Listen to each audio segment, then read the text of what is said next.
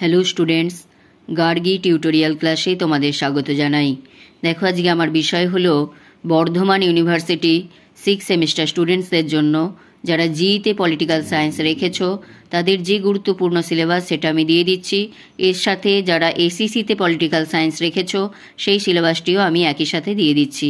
তোমরা জানো যে আমি এর আগে একটা ভিডিওতে বলেছিলাম যে কোন কোন সাবজেক্ট থেকে আমি তোমাদের সিলেবাস, সাজেশন এবং প্রশ্ন উত্তর দেব।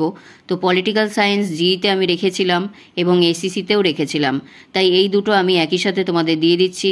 তবে বলে রাখি যে জিইর যে পলিটিক্যাল সায়েন্স এটা একটাই আছে, আর যেটা এসিসির যে পলিটিক্যাল সায়েন্স তার দুটো পার্ট আছে। এর মধ্যে থেকে আমি একটা পার্টই পড়াবো। তোমরা দেখে নাও আমি কোন পার্টটার কথা বলছি। এটা যদি তোমাদের থাকে তাহলে বলবো অবশ্যই চ্যানেল ফলো করো এবং প্রশ্নের উত্তরগুলো কালেক্ট করে সাজেশন কালেক্ট করে নাও। তাহলে হচ্ছে দেখো, জিইতে যারা পলিটিক্যাল সায়েন্স রেখেছো সেটা কি তোমাদের পড়তে হবে? ভারতীয় সরকার এবং রাজনীতি। এটা একটা বিশাল সিলেবাস, এর থেকে কিন্তু অনেকগুলো প্রশ্ন হবে। তো হচ্ছে 1 নম্বরে দেখো গণপরিষদ আছে, এর গঠন ও ভূমিকা। খতে আছে প্রস্তাবনা এবং এর তাৎপর্য।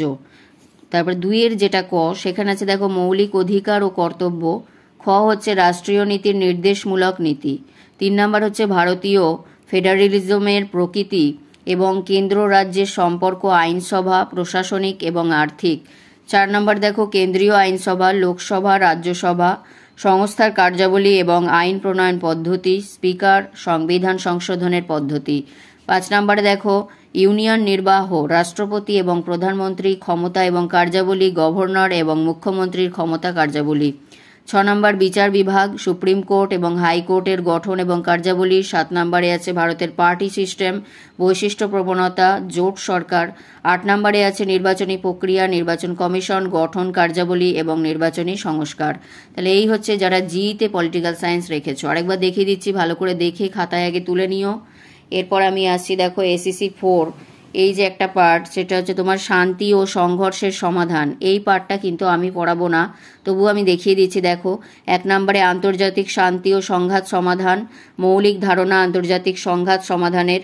তত্ত্ব হচ্ছে জোহান গালটুং এবং জোসেফ মন্টভিল। এবং 3 নম্বরে আছে তোমার বিশ্বের শান্তিপূর্ণ এবং যুদ্ধবিধ্বস্ত অঞ্চলগুলির মধ্যে আন্তঃসীমান্ত সম্পর্ক। এছাড়া আছে দেখো, পরের পেজে যাচ্ছি, 4 নম্বরে আছে তোমাদের শান্তি এবং সংঘাত সমাধানের বর্তমান দৃষ্টিভঙ্গি, যুদ্ধ এবং শান্তিতে নব্য স্তরের দৃষ্টিকোণ। এটা গেল এই পার্টটা। এবার হচ্ছে এসিসি 4-এর যে পার্টটা আমি পড়াবো সেটা তোমাদের দেখিয়ে দিচ্ছি, মানবাধিকারের শিক্ষা। 1 নম্বর হচ্ছে মানবাধিকারের অর্থ এবং সংক্ষিপ্ত ইতিহাস, ইউডিএইচআর। এবং 2 নম্বরে আছে মানবাধিকার, সন্ত্রাসবাদ এবং কাউন্টার টেররিজম। 3 নম্বরে হচ্ছে ভারতীয় সংবিধান এবং মানবাধিকার সুরক্ষা। 4 নম্বরে আছে জাতীয় মানবাধিকার কমিশন এর গঠন কার্যাবলী। এবং 5 নম্বরে হচ্ছে ভারতের মানবাধিকার আন্দোলন, বিবর্তন, প্রকৃতি, চ্যালেঞ্জ এবং সম্ভাবনা। এইগুলো নিয়ে তোমাদের পড়তে হবে, সবই হচ্ছে মানবাধিকার বিষয়। এই বিষয়টা আমি পড়াবো এসিসি 4-এর যে পার্টটা। এছাড়া হচ্ছে এর থেকে তোমাদের আমি সাজেশন, কোয়েশ্চেন অ্যান্সার সমস্তটাই দিয়ে দেওয়ার চেষ্টা করব। এবং এদিকে যারা জিইতে পলিটিক্যাল সায়েন্স রেখেছো এর থেকেও আমি দিয়ে দেওয়ার চেষ্টা করে দেবো। এবং বারবার বলছি যে এই পার্টটা কিন্তু আমি পড়াবো না, এটা যারা নিয়েছো এটা আমি পড়াতে পারবো না। আমি যেটা পড়াই সেটা হচ্ছে মানবাধিকার, সেটার থেকেই আমি তোমাদের কোয়েশ্চেন অ্যান্সার সাজেশন দেবো। তাহলে এই বলে ভিডিওটি শেষ করলাম। যদি ভিডিওটি গুরুত্বপূর্ণ মনে হয় তাহলে একটি লাইক করে দিও, চ্যানেলে নতুন হলে সাবস্ক্রাইব করে নিও এবং বন্ধুদের মধ্যে অনেক অনেক শেয়ার করে দিও। দেখা হচ্ছে পরবর্তী ভিডিওতে।